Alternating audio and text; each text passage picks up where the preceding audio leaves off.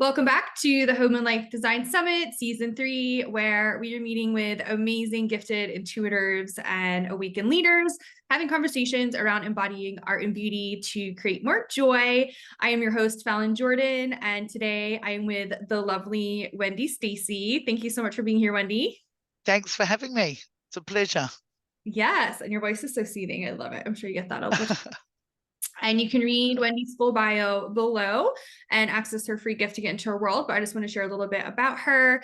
She has been an astrology consultant, teacher, international speaker, researcher, and writer for over 35 years, which is just absolutely amazing. She's principal of the International Mayo School of Astrology, chair of the British Astrological Association. She's won multiple prestigious awards on her exceptional service to astrology. So I was really excited that you wanted to join us because, especially right now, this is happening the beginning of August. So Venus is in retrograde. There's a lot of other things like Lion Gate portals coming up. So I'm just so grateful for you to be here because this is a really big time in history. Yeah, it is on many levels, Yeah. Yeah, we're quite on the brink of change. Yeah. Yes, and such a good time to have these conversations about beauty and love. And I would love to hear you, especially when you read someone's chart. I would assume it feels almost like art. And I would love to just kind of hear your experience with, art, beauty, and then how that's related to your work as an astrologer. Well, I mean, you can use art and beauty in so many different ways, in astrology on every level. I guess from an individual point of view, you can always look at different things like for example, someone's rising sign. So the sign that was on the eastern horizon at a time of birth, and that will give you a huge amount of information about how someone looks or how they even aspire to look, and making the most of that. And that can be sort of drilled down to colors, styles, all that sort of thing, any type of design. So that's quite helpful when you're looking at that. I mean, you could actually, do this without even meeting somebody. That's how interesting it is. You can actually look at someone's chart and say, they're going to look great. And, their best color is blue. You can, their best color is red. You can do that without even knowing or having a face to face or ever seeing the person. So yeah, it's quite fun. It can be very, very fun. That is so cool. I'm sure people have these big moments in their lives, right? Because there's so many other things in like magazines and the fashion industry, and this is the in color. And I feel like this is the kind of person I am, but I would love to hear more about just the chart and the color. That's very intriguing to me. Well, yeah, for example, so if someone is born and they've got Aries rising, I mean, they might be an Aquarian or they might be a Virgo, but they may have Aries rising. Mhm. So they're going to, and because of that, they may even have a bit of red in their hair naturally, but they will suit red. They'll suit red colors. They'll be able to wear red. Or, if not, they'll be wearing something fiery, something patterned and fiery and things like that. Similarly, if people have got a Taurus or a Virgo or a Capricorn rising, they're earth signs. So they're going to suit more, autumnal colors, more earthy colors, things like that. So you can really play with that. And and sometimes as well, when people are born, there's a planet rising on the eastern horizon, and that planet is really great to invoke. For example, my husband has Mercury on his ascendant, and he can wear things like bright orange where no one else can, I or love even, yeah, or even bright pink. It's got to be bright because that's the nature of Mercury. So you can, it's really great to work with that. You can, but there's also things like if someone is more has a stronger moon in their chart or a stronger sun. So if someone has a stronger sun, then they're more likely to suit gold. If they've got a stronger moon in the chart, they're more likely to suit silver or white gold or platinum or whatever. Interesting. So yeah, and you can see that, and people with a strong sun and moon can wear both. People with a strong sort of Mars or Aries lean will wear rose gold or things like that. So, people with strong Pisces should wear pearls. So because it's the ocean, Pisces rules the ocean. So you can really play with this sort of stuff. And I mean, you can even take it to the level of, in terms of beauty, like for example, if someone has a strong Pisces in their chart, then they would be really well suited to putting sea masks on their face, as opposed to, you know, uh, something more, something less earthy and more ocean. So you can, kelp and all these different ocean masks and stuff like that. So I you can really sort of, play with this forever from an astrological point of view. Yeah. That is so amazing. I love that. And then with the art piece, do you see certain people being drawn to certain types of art or certain styles based on Oh their yeah. Yeah, absolutely. Yeah, definitely. You'll see people drawn to different forms of art. And not just pieces of art, like, there's like different genres of art, if you like. yeah. And that can be by ways of painting, by music, by different pieces of things. Like, for example, if someone has a strong Aquarian or Uranus, they're attracted to shiny things. They're magpies. So, there's things, yeah, the things like that you see. Again, the colors come into it, but it's also the styles. Taurians will be more attracted to landscapes in terms of painting. People who are really strong Aries will be more attracted to heavy metal music as opposed to classical, that sort of thing. So you find in all different areas of art that, yeah, you can see not only just people's preferences, but also their talents, um, and the lens that they see art through. So that's, always really interesting.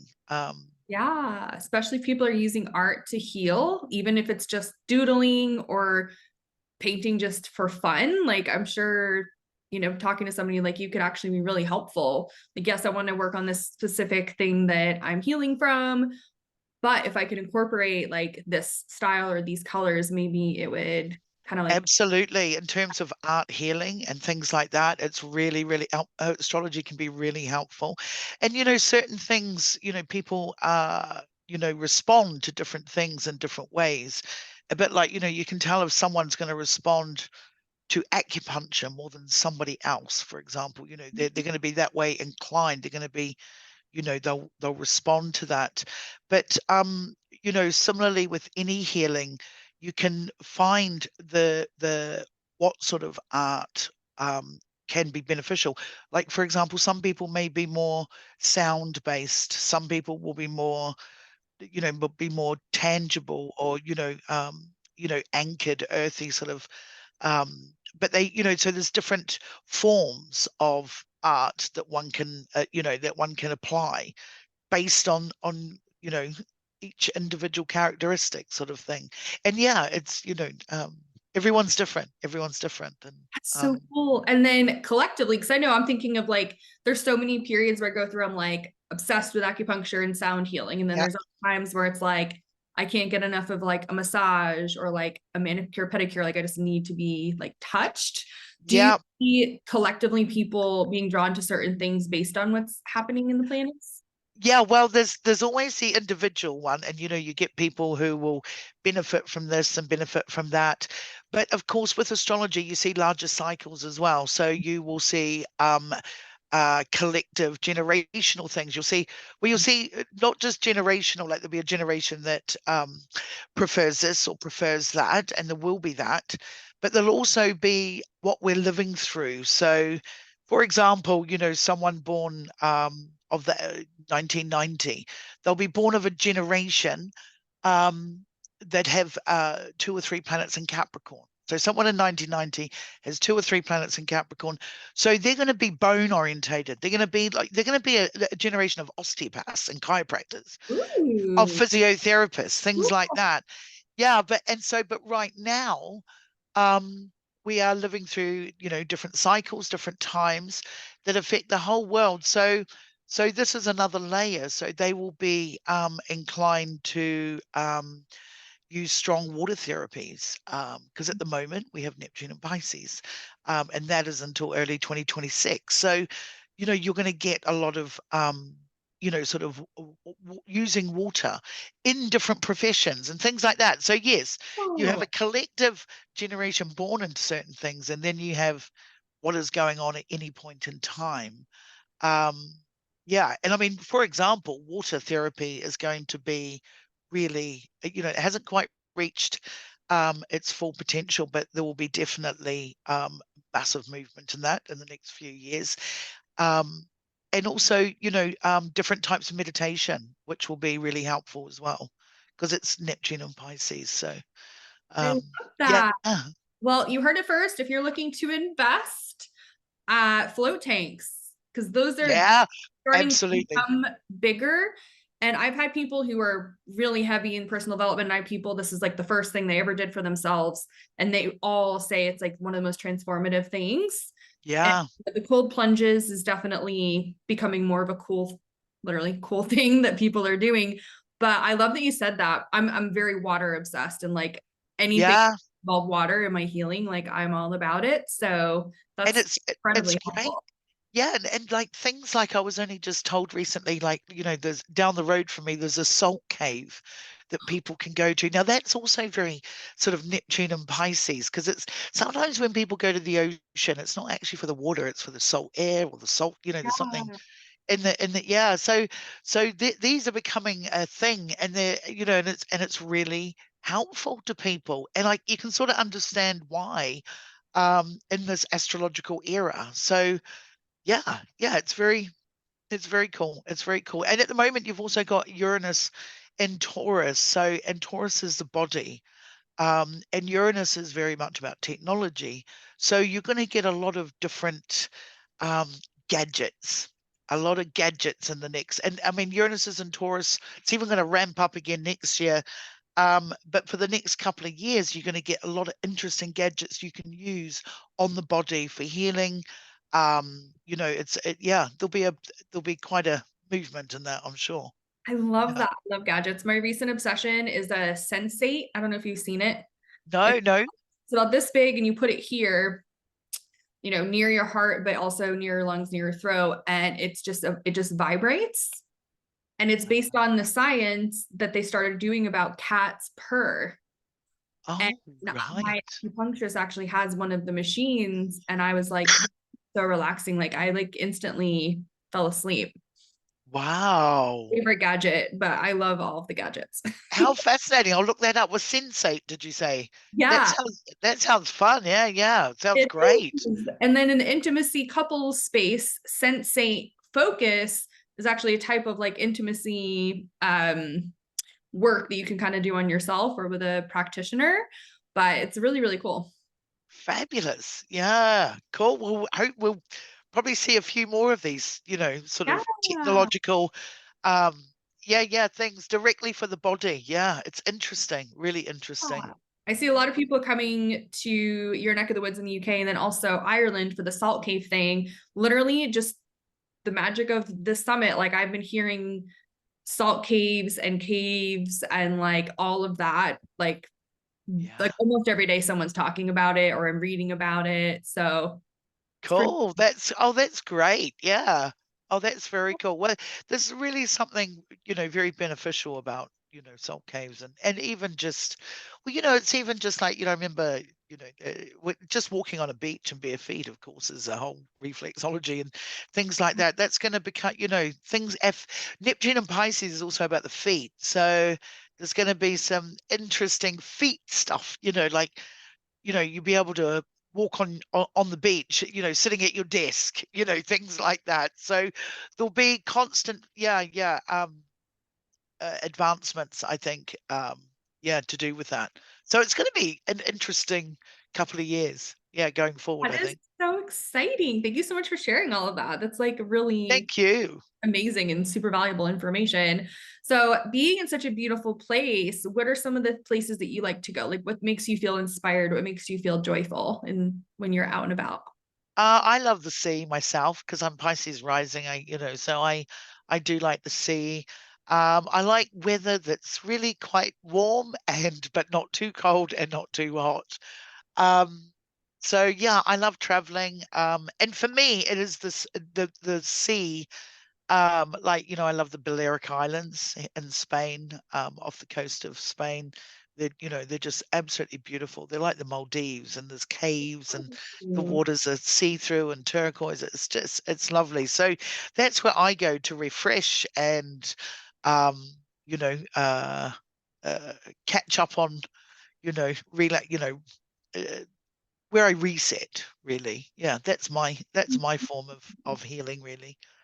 I Yeah. love And that. And I'm sorry. people that are going to want to go and look at their chart and reach out to you about what they could do to fast forward their healing. So definitely make sure you claim Wendy's free gift and reach out to her and get in her world, because when you do understand more of your chart, I mean, I don't understand much of mine, but that's why I work with people like you to help me understand it.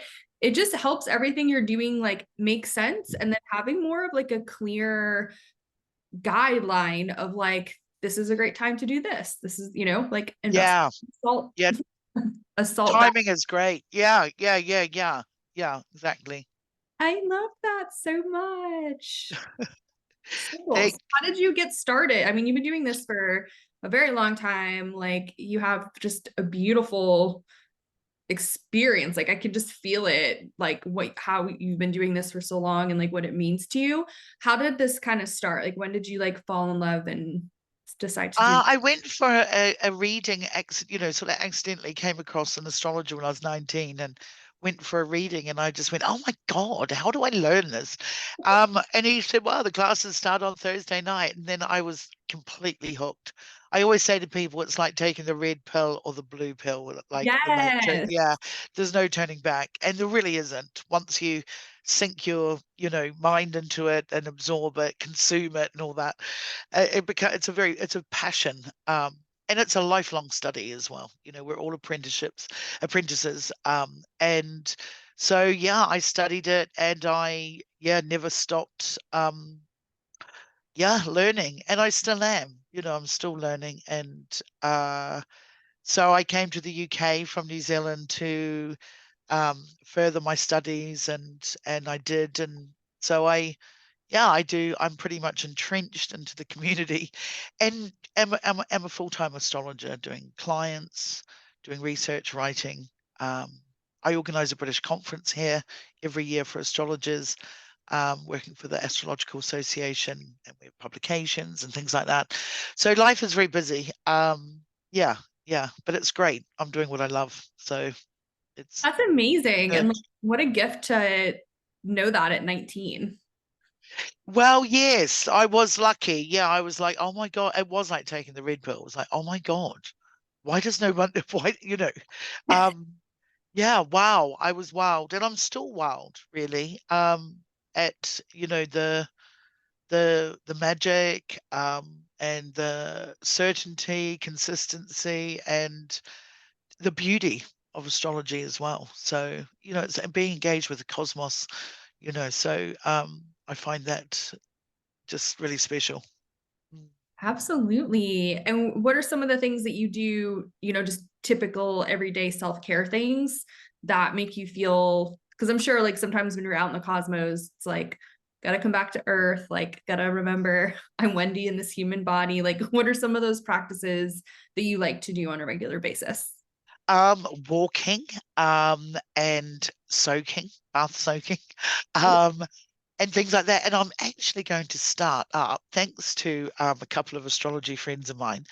I'm going to start up bell ringing at churches. So, pulling, Yeah. and the power of that, it's like, sort of the same sort of thing as sound healing and gongs, I guess, in different cultures. But this is like, yeah, English church bell ringing. So I'm really excited to do that, because I think it's really good for the soul. That's, for Yeah. that sound, and yeah, yeah. So that's what I'm looking forward to. That's part of my, it will be part of my weekly ritual. But yeah, meditation, I'm constantly thinking, and constantly take time out to have the space to think. I think that's important, especially in this day and age. We don't have enough space to think. Um, Mhm. so yeah, I make sure I do that all the time. Yeah. I love that. Um, And you're doing bell ringing. So I'm from Maine, which is, pretty yeah. small. not very populated state in the US. And we had a bell ringing club in high school, and they Wow. were really good. And they like traveled and went to all these places. And of course, we like thought they were dorks, so did not do that. Yeah. But then I never heard of it again until right Yeah. now. And I'm like, I would love that because I love sound healing and like I want to learn more about like the bowls and things like that. So I'm really excited to know what comes up for you when you start doing that, because it's Yeah. especially Yeah. when you are like, when I think of a deeply spiritual place, like I think of the UK. So I'm like really excited to see. So definitely like keep us posted. Yeah. I'm interested to see too. But I saw a friend, my friends showed me a video and I thought, oh my gosh, I would love to do that. So yeah, I've just moved house last week. So and it's interesting because for the 2 Wednesday nights I've been here, um at the exact time at 8:15 on a Wednesday, I've heard the bells, the local bells, which I would not normally have necessarily tuned into, and I wasn't trying to, and I just heard them. I happened to be outside of the house at 8:15, and I was like, wow, this is definitely calling me. So yeah, it's going to be Wow, fascinating. Yeah. that It's is a bit, it's a profound. bit strange. And like you, Fallon, I used to think, bell ringing, what a strange thing to do. But actually, when we think of sound healing and vibrational stuff, and when I saw the video, I thought, oh my God, that would just go straight through the entire body. Yeah. Um, yeah, it's cool. I hope it's cool. I'll let you know. It's like it's like a lot of things that I didn't think were cool in high school. Like they're the things now that would have been extremely wonderful and healing for me to do with Yeah. my issues. But I've also heard a lot too that a lot of like the spirit babies, like the little humans that are being born in the next 10 years are going to be really drawn to sound healing, and like they're going to hear things that some people who have been here for a while don't hear. Have you seen any of that in astrology, or is that like a different thing? Wow. Interestingly, you say, and because what's during the whole COVID years, um, we have a fortnightly meeting where we discuss, and we have done since April 2020. It sort of kept going. It was for COVID support, stuff like that, but it sort of kept going. Um, and we discuss these things, and one of the things during the last couple of years, well, mostly 2020, 2021, is that, well, there's two things. One is that Neptune, the planet Neptune, was not geometrically connected to anything else in the sky during this period. It's what we call unaspected in astrology. Now, what that does is it makes that planet very maverick. It makes it very bold. It makes it it's hyperbolic, and it makes it dominant. And so you had that between 2020 and 2021. Hence the sort of vaccination sort of, it's also pharmaceutical industry, of course.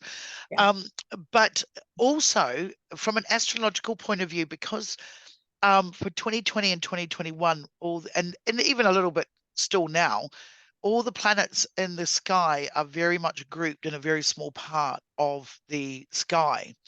So what happens is for half the month, you have the moon that's traveling around the zodiac. So all these planets are in this place here, and the moon travels around the zodiac. So for half the month, the moon is out here. Now, when you have 2 years of children being born with the moon out here, that moon is going to be more dominant in the chart. So when you combine the fact that the moon is out here, Neptune is unaspected, you're going to have a very highly sensitive generation. And I don't mean that in a Yeah. negative way. I mean it in a fabulous way. Yeah. Sensitive to sound, sensitive to, telepathy. It's sensitive, it's psychic, it's going to be a very fascinating generation, not only because they're born into what they were born into, a very interesting um, environment, but they carry with them something quite fascinating that I think we will all learn a lot from. They'll be tuned in. They'll be unplugged from society in a fabulous way, but they'll be tuned in on much different levels of communicating, and their senses will be different to what ours are in a way. They'll they'll be heightened in different ways, which that's what I think anyway. That's my own personal opinion on. I love it, and I totally want that for us so much. Yeah, it's very cool. It's very I think it's going to be a very interesting generation to come. I want to write an art. That's my next article, is on that generation of that sensitivity. And I mean that when I say sensitivity, I mean, yeah, heightened, Yeah. very heightened. Yeah. Yeah, That tuned into, yeah, it's like you know, unprecedented in human history as well, I think. Yeah, Oh my definitely. gosh, I'm so excited. I can't wait for the article to come out. It's gonna be so Yeah, amazing. yeah, cool. Well, I'm sure everyone would like to hear a little bit more about your free gift. Well, yes, I'm going to post a webinar on relationships, on what we call synastry in astrology. So there'll be a free download that you can just go onto the link, and the free gift is the download, and you'll be able to keep that. And yeah, it'll give you some insight into how we work with relationships in astrology. I Yeah, love that. That's so generous. Thank you so much. thank you. Thank you. And you guys can claim that by just clicking the link below, and that will get you into Wendy's beautiful world. So super excited for everyone who does that. And thank you, Wendy, so much for being here and your energy and your knowledge. And I'm just so grateful for everything that you're doing, and so grateful that you've been doing it for so long. And, just seems like you're really like a pioneer of this world of astrology, which I know everyone who signed up for the summit is into it. So thank you so much for everything you've done. Thank you too, Fallon. Thank you for connecting everyone, and thanks for having me on here. Much appreciated. And a Absolutely. pleasure to talk with you. Yes, you too. And thank you everyone for being here, and definitely claim Wendy's free gift of helping with relationships using astrology with the link below. And we will see you in the next conversation. Bye for now.